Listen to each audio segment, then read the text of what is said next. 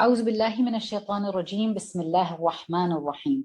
Assalamu alaikum wa rahmatullahi wa barakatuhu. This is Arjumand, your sister in Islam. Alhamdulillah, in one of the classes we have started off with Surah Al-Mu'minun, which is the 23rd surah of the Quran. And Allah subhanahu wa ta'ala starts the surah by saying, قَدْ أَفْلَحَ الْمُؤْمِنُونَ. Indeed will be successful the believers. And in the next few verses, Allah subhanahu wa ta'ala describes exactly who this believer is. So in this series, alhamdulillah, I would like to touch upon each characteristic that Allah subhanahu wa ta'ala has mentioned in the surah of a believer and how we can practically incorporate it in our daily lives, inshallah. The first characteristic of a mu'minun that Allah subhanahu wa ta'ala mentions is alladhina hum fi salatihim khashi'un. Those who they in their prayers are humble. So khashi'un comes from the word Khush'u, and Khush'u embodies both the heart and the body. And Ibn al-Qayyim has said, the Khush'u of true faith is when the heart feels aware and humble before the greatness and glory of Allah subhanahu wa ta'ala, and is filled with awe, fear, and shyness, so that the heart is utterly humbled before Allah subhanahu wa ta'ala and broken, as it were, with fear, shyness, love, and the recognition of the blessings of Allah and its own sins. So no doubt the Khush'u of the heart is followed by the Khush'u of the body. So inshallah, if we are able to reflect this Khush'u, incorporate this Khush'u in our hearts, inshallah, it'll automatically manifest in our body, that is in the rites that we do of the prayer. And that is the essence of the salah. Oftentimes, we wonder how we can incorporate this Khush'u into our prayers. How can we bring about this Khush'u in our prayers? So here are a few practical steps that I would like to share with you to be able to attain Khush'u in our prayers, inshallah. So step number one, as much as you can, avoid all predictable distractions.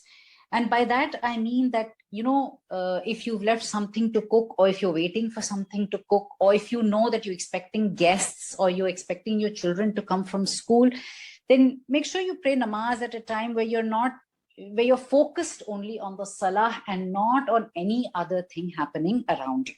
Step number two, if possible, go to a secluded place or assign a place for prayer within your house or even within your own room, if possible, where no one will disturb you because they know that it is your place of prayer. Step number three, if you're feeling hungry, for example, and this is distracting you from your salah, then it is advisable that you go grab a light bite or have a snack or even drink a little bit of water so it can sustain you through your salah. Step number four, before starting the salah, take about 5 to 10 seconds to remind yourself that you are standing in front of Allah subhanahu wa ta'ala. Okay, and this is where true taqwa lies, to realize that we are standing in front of Allah subhanahu wa ta'ala. He is in charge of all our affairs, and there is nothing and no one more important than worshipping him. Step number 5, use the salah as your me time to connect with your creator. Think of it like almost a meditative process. Step number 6, when you are reciting in your salah, try your best to focus on what you are reciting.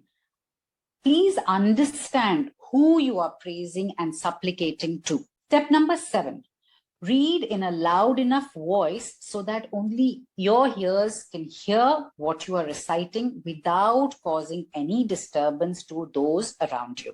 Step number 8, and if you find your mind wandering, which it is bound to do because shaitan is always there to deviate, then bring it back. No problem. Bring it back and acknowledge that you have recognized it. And as you keep doing it, inshallah, I have no doubt you will definitely get better at it. So these were some of my personal strategies which I have put into practice myself. And it has helped me tremendously, alhamdulillah, to improve the quality of my salah. And I sincerely hope and pray that these strategies will prove to be helpful to each and every one of you to improve the quality of your salah. Inshallah, Ameen. وآخر الدعوانا أن الحمد لله رب العالمين. My dear sisters, if you liked the content of this audio, then it is a sincere request that please share it with your friends and family and do subscribe to my channel. Jazakallah al khairan. Assalamu alaikum wa rahmatullahi wa barakatuh.